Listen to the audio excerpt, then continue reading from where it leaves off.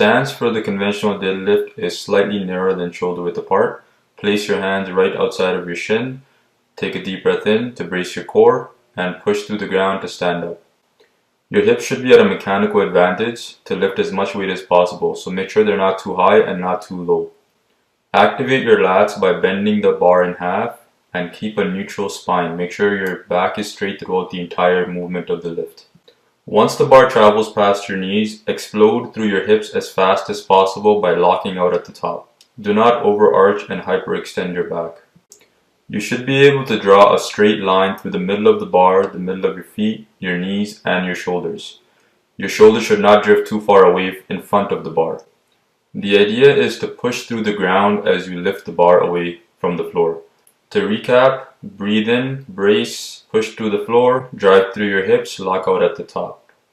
And that's how you do the conventional deadlift, guys. Hope you enjoyed it. See you next time.